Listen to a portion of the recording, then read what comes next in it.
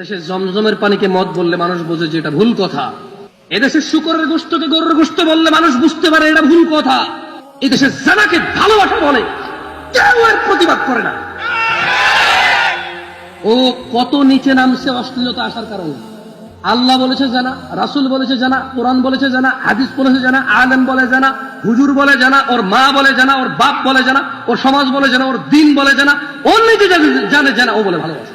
ও বিয়ে করেনি, মেয়ের সাথে কথা বলে, মেয়ে বিয়ে করেনি, ওকে ওর সাথে কথা বলে, এটা কি জেনে না ভালোবাসা? আপনারা সবাই এটাকে ভালোবাসা বলেন নাকি জানা বলেন? না না, সবাই বলে ভালোবাসা, কেউ জানা বলে না। যত পোলাপান প্রশ্ন করে সবাই তো বলে ভালোবাসে, যত মেয়ে প্রশ্ন করে তারাও বলে ভালোবাসে। গত পরশু আমার কাছে এক ভাই প্রশ্ন করছে, শেখ আমাকে হেল্প করেন। বললাম যে তোমার কি হয়েছে? বললো যে আমি একটা মেয়েকে ভালোবাসি, ওই মেয়ে আমাকে ভালোবাসে।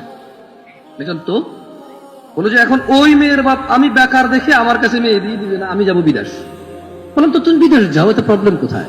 বলে যে আমি বিদেশ গেলে মেয়ের বাপ মেয়েকে বিয়ে দিয়ে দিবে। আমি বললাম তার মেয়ে, সে বিয়ে দিবে না তো তোমার কি?